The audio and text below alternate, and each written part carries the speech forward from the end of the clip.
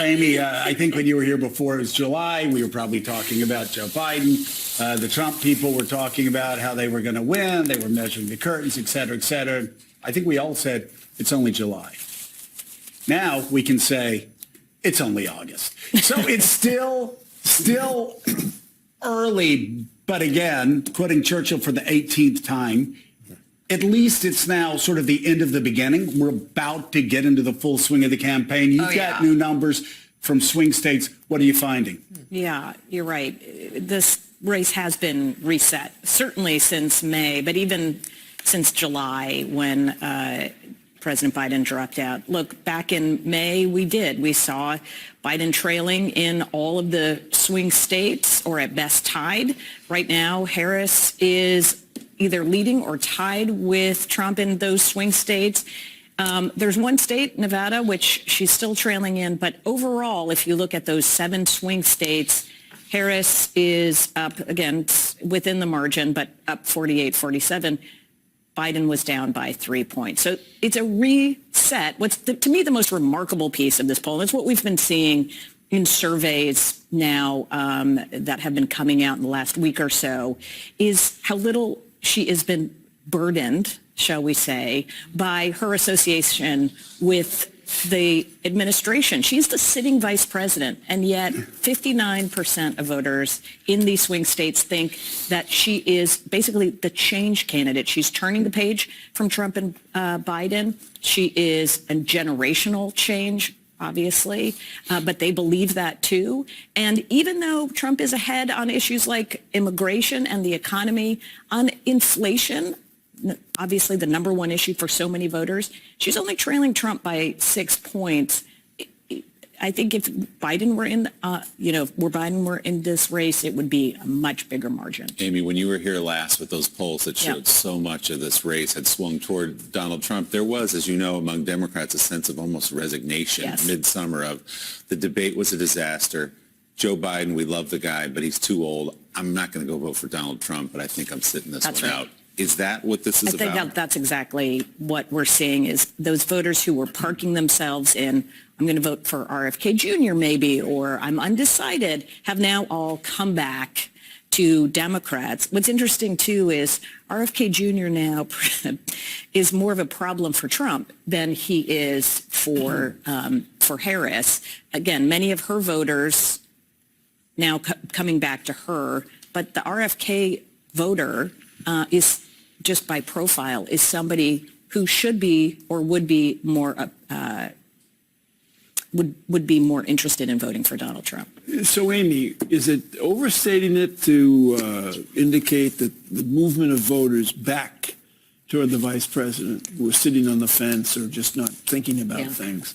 Is it a combination of relief and gratitude among voters, gratitude toward the president for withdrawing, and relief that, as you point out, a sitting vice president of the United States is now someone new?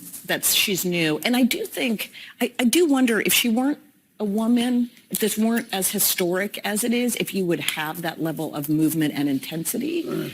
Because she literally is, even if you don't know much about politics, you're not following this day to day, you've been hearing and seeing from 2 older white guys for a long time now and being very uninspired by it. And then all of a sudden, here comes this woman who doesn't look or act or sound like anything you've seen before in politics. And suddenly it's like, I'm gonna listen in. So she's getting a benefit of the doubt that is quite remarkable for a sitting vice president. So, Jamar, what we're seeing here are trends that it's not that Donald Trump is losing support, but rather that Kamala Harris has gained support, reconsolidating, as Amy just said. And I think it's particularly of note as you talk to Democrats how they feel younger voters coming home and certainly voters of color. And that's just a coalition that she has to build, particularly in the suburbs and the big cities in these battleground states. Yeah, it feels like folks coming home rather than her moving undecided voters to the Democratic column. And there's obviously a huge difference. Now, in an era of polarization, getting Democrats to come home, getting them motivated is crucial because mobilization matters. I don't think it matters as much as persuasion, but mobilization matters a lot. The key for her is going to be the next phase, which is persuasion, which is moving undecided voters to the Democratic column. Those numbers you guys flashed on the screen for the VP are positive vis-a-vis where Biden was, but they're still challenging for a Democratic candidate for president. Look, it's not ideal to be losing narrowly in Nevada and to be basically tied in Pennsylvania right now, because if you lose those two states, the path to the White House gets really complicated for a Democrat. But obviously, this is a lot better than where they were a few months ago. And also, guys, it's important to point out what she's also done. She stabilized down ballot. Because speaking of Democrats coming home, there were so many House and Senate Democratic candidates who were worried that they were now toast because Biden was so weak on top of the ticket. At the very least now, she's helped stabilize candidates who were looking for volunteers, who were looking for support, looking for contributions, and all that was drying up over the summer. Now, at least, I think a lot of folks down ballot feel better about their chances. Yeah. In a race like this, a rising tide really does lift all boats. Democrats don't like that. But it really does, and it's exactly what's happening here. Donnie, I was saying that the evidence that young voters were coming home to Democrats was anecdotal before. Now we see the numbers that is happening. I suspect it will continue to happen, but that was Joe Biden's biggest challenge, as has been pointed out here. It's not that Donald Trump is losing voters; it's that Kamala Harris is picking up voters that were staying away. But the younger voters coming home, people of color voters coming home, women, more women moving to Kamala Harris in her direction.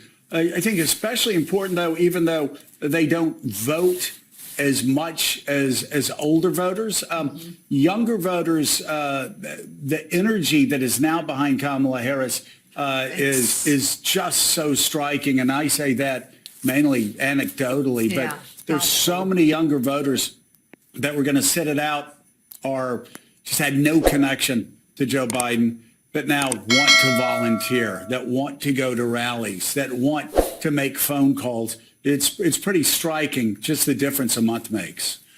Two words, and you guys have talked about it: hope and change. If you look back the last 30 years, when the Democrats have had that enthusiasm, that kind of wave that we're feeling. With Bill Clinton, I worked on Bill Clinton's campaign in 1992, did advertising, and of course with Barack Obama, you had that hope and change. Hillary Clinton, you couldn't sell that, and she lost. Joe Biden, he won, he squeaked it out, but there wasn't that enthusiasm. Why? Because you couldn't sell hope and change. When you have that, you're almost unbeatable. That's kind of what you mentioned. Every constituency, young people, people of color, they want hope, they want change. Pretty much everybody wants that. Even if you're happy in your life, you say hope. You want more hope? Yeah. You want more change? Yeah. So that's the thing. That's the wave that's happening, and that's what the Cook Report is saying. That's what all the anecdotal things are saying. So when you have that, as I said, those magical two words, and Donald Trump can stand on his head. There's one thing he can't give you is change, and he certainly can't give you hope. He's going in the opposite direction. So once again, Bill Clinton, Barack Obama, Kamala Harris, hope and change. And the word you keep hearing at these rallies is joy. People are happy to be there. They're enthusiastic. And contrast that with Donald Trump on X for 2 hours, with Elon Musk just laying out his grievances, a very different picture there. A number inside your report, Amy, that will hearten the Harris campaign is this independent number, which 3 months ago, Donald Trump, in your analysis, +3, now Harris +8. That's a huge number. It is a big movement, and it's a lot of independent women that are coming over and right now supporting Harris.